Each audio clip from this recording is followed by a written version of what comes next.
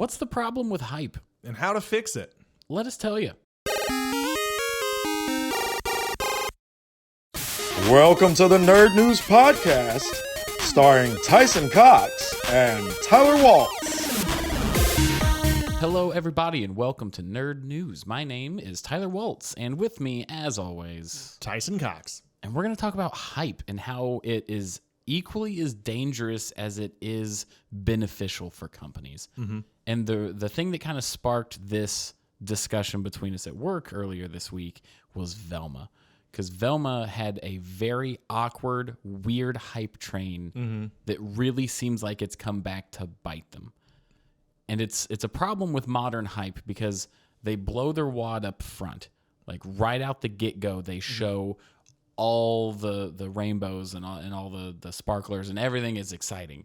And then they have a hard time maintaining that for the release. And I think that's what inevitably bit Velma and the type of hype that they went for. Yeah, that's a very Americanized style of hype as well, right? Yes. Yeah. Because I don't know if a lot of people knew this or not. I don't know if you know that. The people that make trailers are not the people that make the movies. Right. Which Yes. it sounds like such a horrible idea. I mean, it happens, and Yeah. it makes what we've all seen it happen. You know Oh, what I yeah. mean? You see, you're like, oh, this movie's gonna be great, and they took the 3 good jokes, crammed it in the trailer. Yeah. I would make an argument that one of my favorite franchises, Jurassic Park, that's what happened with Fallen Kingdom. Because I saw the trailer for that movie and I thought we were getting a horror Jurassic Park movie. And I was so excited. And it didn't happen. It was pseudo horror. They kind of tried right there at the end, but they didn't quite get it right. And it was Yeah. more of a monster than it was a dinosaur.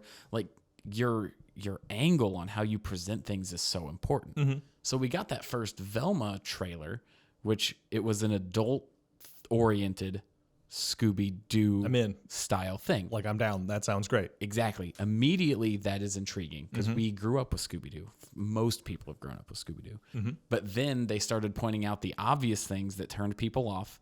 Like, I don't think... Well, there's it no would- Scooby in it. Yeah, there's no Scooby in it. They did, race swap people, which is fine most of the time.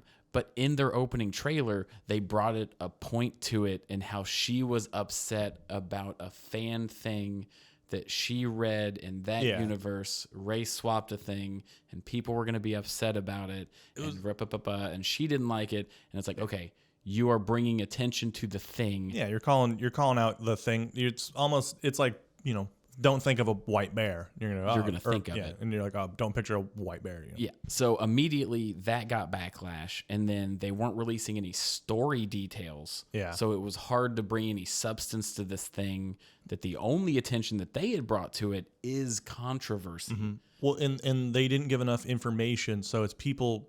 This is why hype is dangerous because then people start guessing And assuming. and taking thing, and then they're either disappointed it's not in there, or they've made up their mind about some other thing, and then they're angry about nothing. But I do want to talk real fast on the race swap stuff. Like, the character design is just, it's not. I don't like the race stuff. Doesn't bother me at all.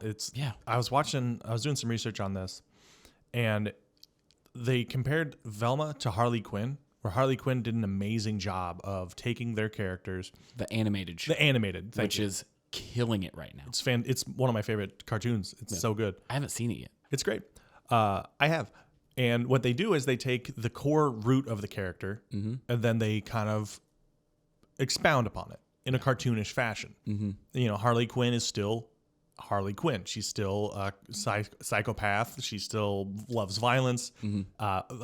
Poison Ivy still hates humanity, but they take like these core parts of the character, Yeah. and they keep them. And this is they dropped the ball on it on Velma. Yeah. It seemed like their focus was to make it different, not to make it good. Because it's not the same characters. Because it's not. They're using the names of characters. And Yeah. they want to make their own Velma, which is fine, but you still need Velma there. Yeah. Like, it was funny. I was talking to my buddy, and Velma came up, and he's a black guy. He goes, yeah. He's like, yeah. No one wanted a black Shaggy. Yeah. No one's like, thank God we got him. It's one of those weird things where it's like, I was more than happy to watch this show, But like the best review that I could find for Velma was Velma struggles to find a reason to exist. Like their most flattering review for like the pre-releases and stuff like that was it's hard to justify why this is a thing. Yeah. Like it doesn't have an entity. It doesn't have something backing it into a reason to have this story. Yeah. Which is fine. Like I'm always down for new things. If you want to try a new spin on a character, I'm for it. Yeah. Just make sure the character is still in there. Yeah. That's my main complaint. Yeah, same. And don't shoot yourself in the foot with controversy. Like that first trailer was unnecessary because we all know that there's going to be those people that are going to complain about that. Just ignore that. Make a great story so when they do watch it and they want to be mad, you're like, well, damn, they got me. That was great. Yeah. You know? But instead, they just They just opened it up by saying, waved a red you're not flag. going to like this. And it's like, don't do that. Why do you do that? I mean, because here's the thing too. It doesn't have to be for everybody. It doesn't. Nothing has to. But from what I've heard and all the reviews and everything that I've looked into, it just seems like it's a bad show. Yeah, and even the people that it was made for are like, I don't understand Yeah. why this is a thing. It just missed the mark. Yeah. And they done goof by taking like a childhood property that people have like really fond, strong feelings about. Yeah, we have a thing we say at work is fire bullets than cannonballs. Mm-hmm. They just fired a cannonball at this show and wasted a bunch of money, and it didn't work out for them. Yeah, because HBO's having some trouble, which we're talking about hype. Last of Us It's getting a lot of hype. lot of hype. And Little worried. Looks great. Love Pedro Pascal. huge fan of Pedro Pascal. Worried now. It's getting too good of reviews. Yeah, the only silver lining of this hype train is that I've looked, I haven't seen any information like what happened with Indiana Jones and Velma and all these, where it's like the details are kind of leaking out where people, like the pre-audiences, aren't connecting with it, and they didn't have time to fix the things. Yeah. I've heard nothing but good things. Right, which makes me nervous. yeah, right, makes you nervous. They did say like, hey, they stuck really close to the game and try to keep the real heart of it. Which again, yeah, that's great. That's what you should do. That's what they should do. Yeah. Take notes, Witcher. Yeah, then you could still have Superman. Well, he's not even that anymore. Yeah, I know, which is wild. But He's- Warhammer. He's a space marine. Yeah. So that is examples of bad hype. And there are more examples of bad hype that we're going to get to, because it's a weird hype is such a weird thing because it can be subtle. Like I remember the hype for Elden Ring. There was the original It trailer. got me. It got me. The original trailer for Elden Ring was like 15 seconds of a guy just hammering on an anvil. Mm-hmm. And then like these spectral things were kind of flowing out. And then it just said From Software, faded out, and it was Elden Ring. Mm-hmm. That was years in the making. And then dead silence for like 5 years. Yeah. Nothing, not a single thing. And then the stuff they started rolling out was just excellent. It was so good. That I think so. There is having that big of a silent period is a problem. Yeah. If you show people enough that they can latch onto something, that's literally just going, hey, this game exists. Yes, This are is gonna working on happen. This thing, yeah. It's gotta because you see that and you go, well, was there spectral stuff? Yep. Was there anvils? Yep. Like, yep. All right, that was an honest trailer. yeah. The new Armored Core game. Oh yeah. That is the most we've gotten out of a From Software like advertisement in a long time, because they're always just ambiguous, and weird. But it's also coming out this year, right? I believe so. Yeah. Yeah. So it's kind of a weird shift because that Armored Core was hype. Beefy. That was, like I got chills watching that thing. That trailer studio's earning their money. Yeah. Yeah. Yeah, but it's also coming out this year. That's the problem. Yes. Where do you want to go next on this discussion? I know we got some talking points. Yeah. So I want to talk about some good examples of hype. Where I kind of started it with Elden Ring. Yes. Fire Emblem Engage is coming out. Your nipples are so hard. I for know. this. I want this game so bad. And I think it's because this is a good example of a hype train. Mm-hmm. So that game was announced in November for coming out January 20th, which I believe is the day this episode comes out. So I'm just announcing I'm quitting. Oh, that's cool. Because I got to play that game. So Fire Emblem Engage came out with a teaser announcement where it showed the main character, which people were wishy-washy about. They didn't really like the design. And it was a 30-year anniversary game that was going to bring back old elements of Fire Emblem, like the weapon wheel and stuff like that. If you know Fire Emblem, you're like, oh, cool. Returning mechanics. That's pretty good. That's what we want to get back to. And then they showed their first trailer where it showed Marth coming in somehow. And you're like, oh, Marth is back. That's interesting. I wonder how. And then they've kept adding things like, oh, this is actually a story of the culmination of all the realms. Your character has the special connection to summon other realm beings. Sure, yeah. So you're getting the main characters from all of your favorite games. Yeah. And then the DLC is going to be other characters. And like they kept adding. The first hype was that, hey guys, there's a new Fire Emblem. You love this series. You've been playing it a long time. And then the second trailer was, hey, are you an old time fan that since Awakening and Three Houses didn't really connect and weren't into that kind of stuff? Weapon Wheel is back. We're going back to traditional combat and all this other stuff. Also, all the old characters are back and they're connecting to characters that they would never have talked to because of like they just keep, Do I need to be here for this? Yeah, right. What is happening? Just I get it. They added stuff. well, it's how they did it. Yeah. Because at first you're like, cool, new Fire Emblem game. And then they added things that brought more people on Yeah. rather than brought Everything at everyone once. on and then lost people. Yeah. So it's how you roll it out. Like that was Cyberpunk's issue. Yeah, Cyberpunk was like, it's going to be amazing. And you're going to get to design your own dong, and then you're never going to see it again. Yeah, but still mad about that CD Project Red. yeah, right. That better be the D in the DLC better stand for dong. And Idris Elba. I don't know, but Yeah, but you know that's it's exciting. It's actually a EDLC if you know what I'm saying. Yeah, right. But it's the completely different angles of hype. Like it's so much better to wonder and get fed a little bit. Yeah. Because it's the polar opposite of everything that we've talked about. Everything else has given us everything up front and then given us reasons to fall out. Fire Emblem and a lot of Japanese stuff. That's what Elden Ring did too. Yeah. From Software. They have such a subtle advertising path that it's just, ooh, okay, cool. They give you cool. snackies through the day. Yes. They keep yeah. you they rather keep than you, a big meal and then you fade out. Yeah. So it's just interesting the angles that hype happens. Because for every good there is a bad. Yeah. And I think it's just kind of how American companies advertise. Like we're just so in your face Yeah. that you just get tired of it. Yeah. You know? Yeah. Because I'm trying to think of the last big like American game that had like a subtle kind of Well, we're stuck with Slowly. the like the Call of Duties and whatnot is kind of like our that's how we do it. that's true. But it's no, it doesn't have to be. Yeah. I'll say there are a handful of games coming out that are getting hyped, and I want to talk about one that's kind of interesting. Forspoken, Forspoken. because it had a huge hype. Then the demo came out, and people were like, "Oh, this is not that good." Yeah.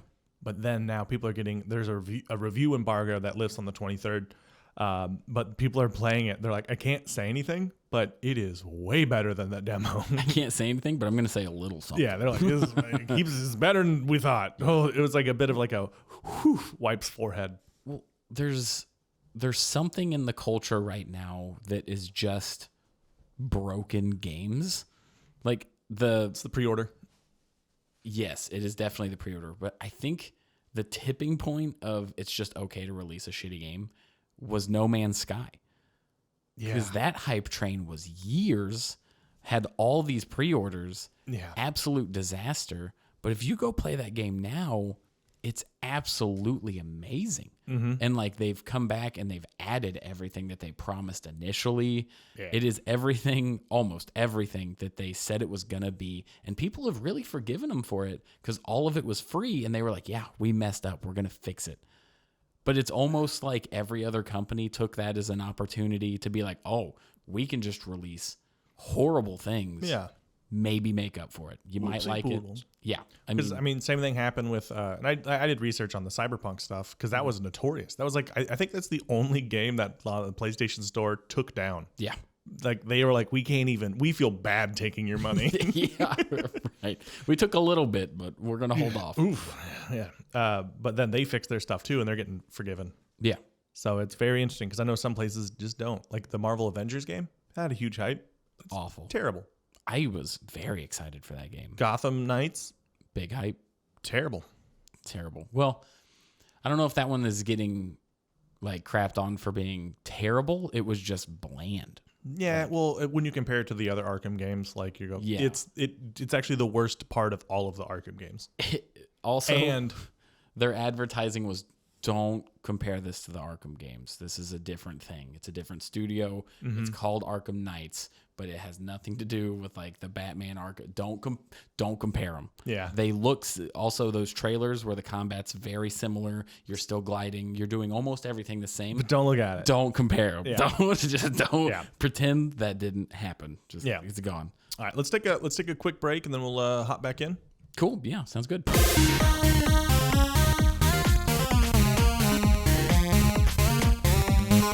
Welcome back, you nerds. We're talking about hype. I am Tyson Coxon. With me, as always. Tyler Waltz. So we were talking about hype in the previous part of the episode and how it is dangerous and it can really ruin things that are good, but you've made it out to be this like amazing thing. Yeah. So I wanted to talk a little bit about like how do you manage your expectations? So there's actually a list online, which I don't know every one of them off the top of my head, but it is literally called the red flags of trailers. Oh yeah. If you Google that, it will come up and it'll just be like, here's a list of things that are trends in trailers that you should be wary of. And the number one is lack of identity. Like if you watch a trailer and at the end of it, you were like, I saw a lot of things, but I didn't really see anything. Mm-hmm. That's always the biggest red flag. Followed closely in second place, I saw way too much. Yeah. Those are the two biggest ones. Yeah. I'm So looking. if you watch a trailer and you're like, I don't need to watch this movie anymore. I think Cocaine Bear is gonna be fun, but that I watched that and I was like, I saw the movie. Yeah, that's the whole movie. Yeah. The only thing that you don't know is how the bear gets stopped. Yeah. So you're going to watch an entire movie to see those few scenes and how it ends. Because there was a lot. So that's actually a really good example of showing too much. I get choked up when I think of Yeah, cocaine. cocaine. That it is a really good example because they do show a ton of stuff, like a lot of gags. Like that trailer could have cut out probably half of like the bear getting people. Yeah. That way, there's still more surprise. Yes. I think the issue with Cocaine Bear, and especially that trailer, Our job is wild. This is what we're doing right now. Yeah. That's the problem with cocaine. the problem with Cocaine Bear, the opening of the trailer made it seem like a horror movie.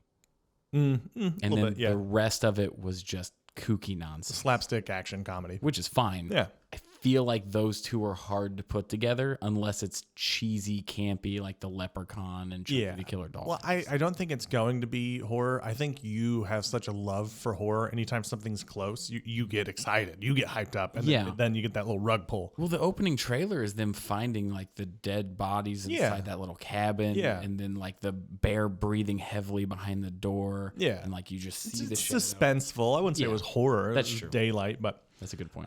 but yeah, so showing way too much, showing nothing at all. And then I was reading through some of them. It was like, if it feels like a movie trailer, you're like, yeah, you're that's right. true. Yeah. Misdirection's a big one as well.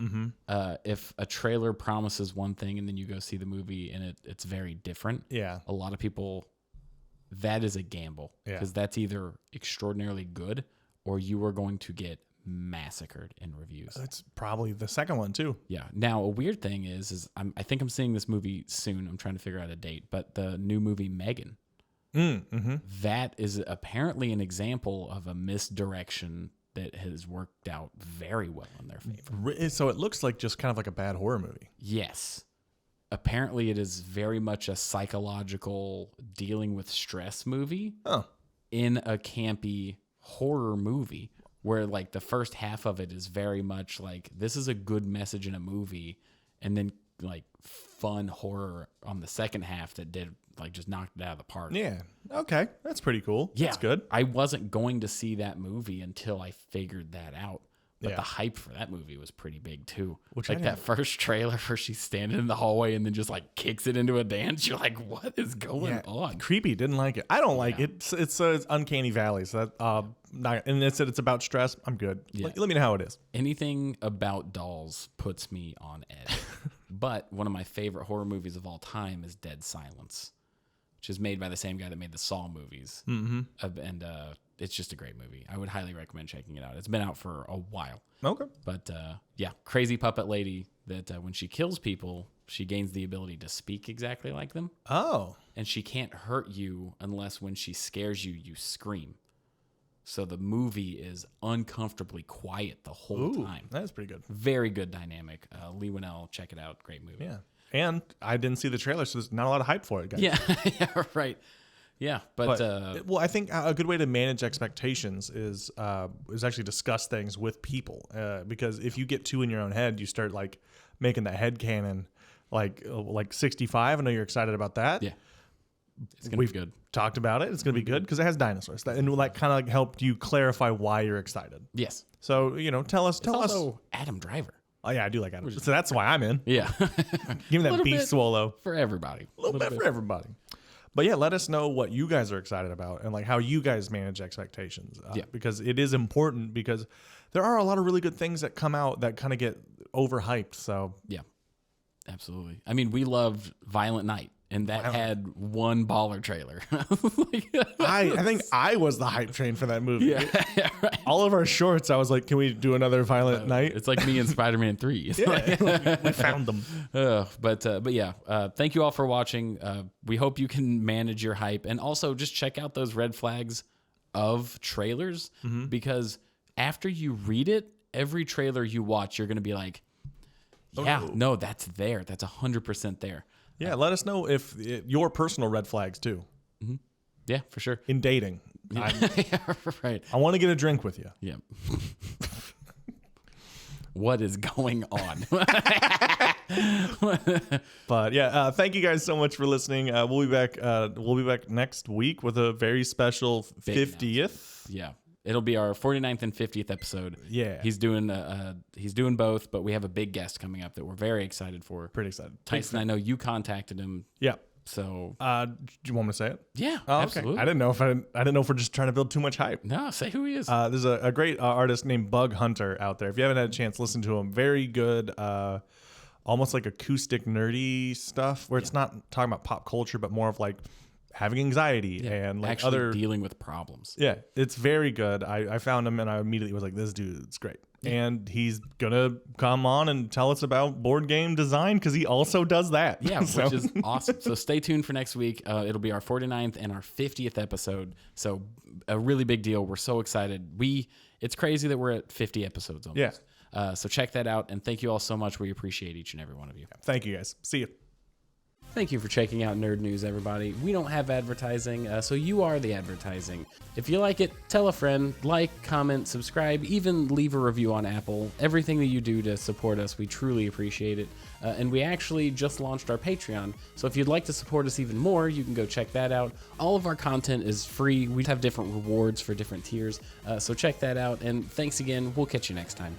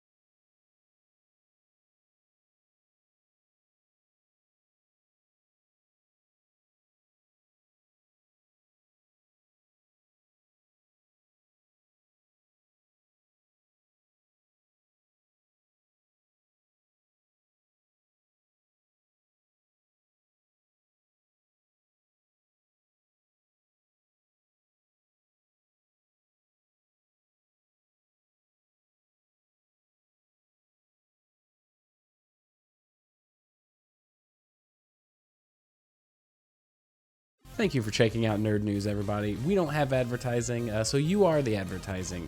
If you like it, tell a friend, like, comment, subscribe, even leave a review on Apple. Everything that you do to support us, we truly appreciate it. And we actually just launched our Patreon, so if you'd like to support us even more, you can go check that out. All of our content is free. We have different rewards for different tiers, so check that out. And thanks again. We'll catch you next time.